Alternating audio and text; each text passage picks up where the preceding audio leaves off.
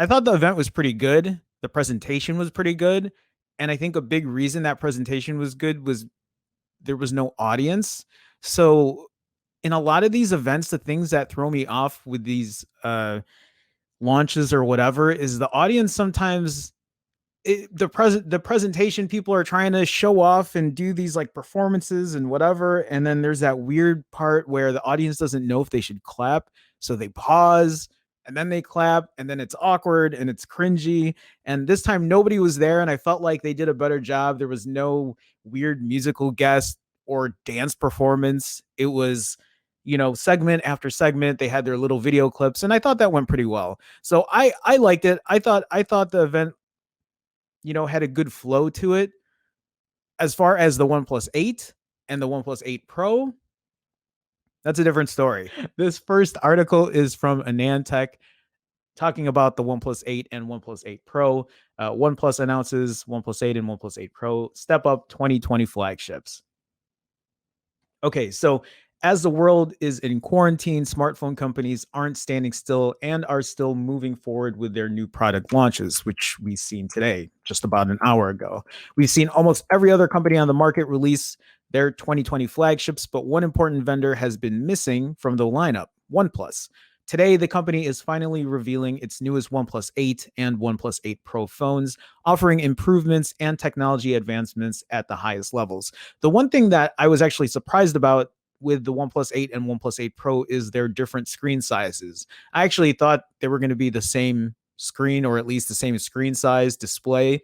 Maybe one was going to be, you know, FHD plus, and then the other was QHD plus, which is what we saw. But I actually didn't think there were going to be two different sizes. Starting off with the internal hardware, it's a surprise to me, or it's a surprise to no one, to see the new OnePlus 8 series being powered by Qualcomm Snapdragon 865 chipset. Right. No surprise there. We were expecting that.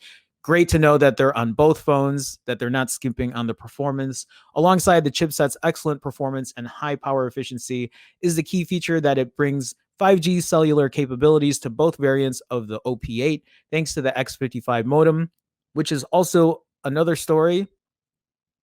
Yes, they both are going to have 5G, but there are some distinct differences, especially here in the US. Although both variants sport the same chipset, OnePlus is amongst the first companies actually taking advantage of the Snapdragon 865's ability to support LPDDR4 or LPDDR4X and LPDDR5 DRAM standards. The OnePlus 8 comes with LP4X, while the higher OnePlus 8 Pro sports the new LP5 memory. Actually, that's good. I didn't realize that. So one has the lower or the lower variant of RAM, the other one the higher, the LPDDR5. I wasn't aware of that.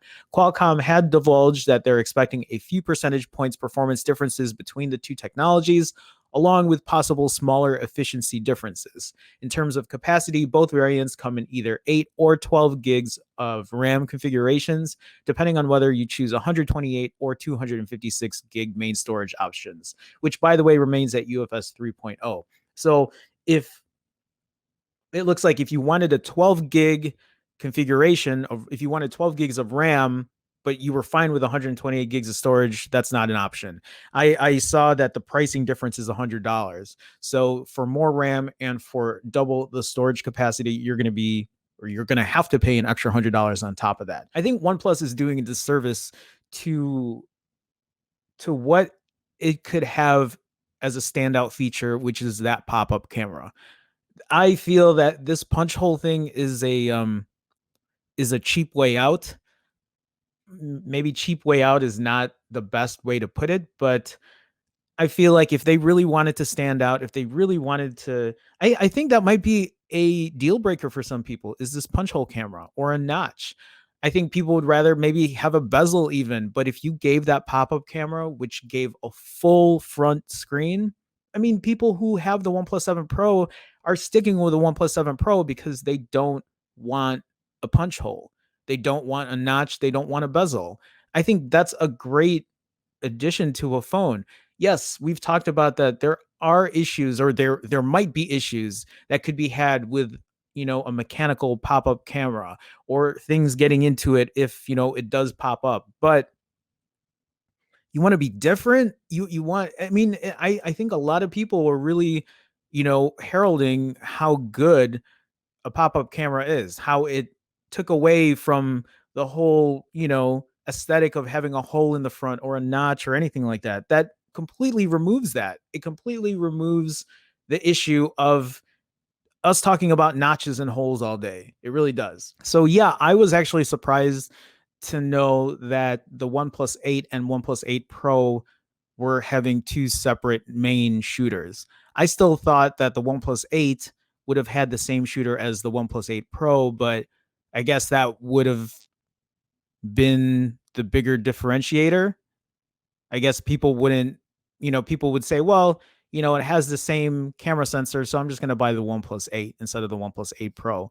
Again, I think that's a disservice to consumers who don't want to spend a ton of money, which is why you came to OnePlus in the first place. And now you're asking them, hey, you want the better camera? You got to fork up 200 extra bucks. I don't like that kind of thinking. I don't like that.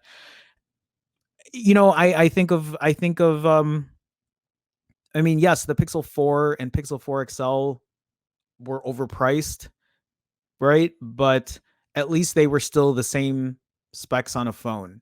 You could still get the same phone with a smaller display size. Again, these are their marketing. This is their marketing way to get you to spend more money. I don't agree with it. I really wish companies would just do a better job at offering us the best at, a fairly decent price, but people are going to sit here and complain and say, well, it's still cheaper. It's still cheaper. Sure, it is still cheaper, but I still don't think it's worth the money. I still think it's $100 more than it should have been. I don't know if this is going to be the same thing we're going to see this year. If the camera's still not going to be on par, if it isn't, I'm going to talk shit about the phone. The phone is going to be great as always with what they're good at, like performance wise, a clean UI, battery, and now the display. Looks like they're all going to be great features of the phone, build quality, whatever. But the camera is still the main selling point for a lot of people. It is one of the main selling points for me. The OnePlus phones have always hit such good marks, in my opinion, as far as a stockish Android experience, performance wise, like no lag and price. And then the only thing that was kind of blocking its way was a camera, but I don't know. So now price and camera are the things that I'm wondering about. And then again, the OnePlus 8 Pro does have the fast wireless charging, the 30-watt wireless charging, but let's not forget this 30-watt wireless charging. In order for you to take advantage of it, which is a great thing to have, but in order for you to take advantage of that entire 30-watt wireless charging, where during the event they said it can charge from 0 to 50% in 30 minutes, which is awesome. Let's not forget that's proprietary. So if you want that, you have to buy a proprietary you have to buy a proprietary wireless dock from OnePlus, which is, what is it, 75 bucks, 80 bucks.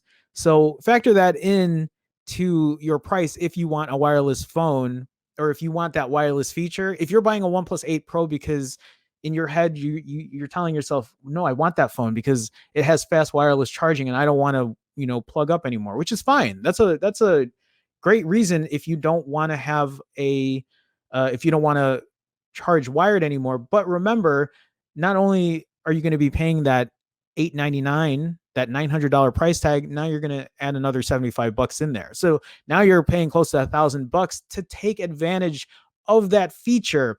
To take advantage of the feature that they put in there, you still have to pay an extra 75 bucks. So don't buy a OnePlus 8 Pro and then brag about how it's a wireless phone, like it can wirelessly charge faster than your iPhone 11 or Samsung Galaxy S20. Don't brag about that if you don't buy that dock, because then now you didn't pay $900 for a phone. You paid $975 for that phone.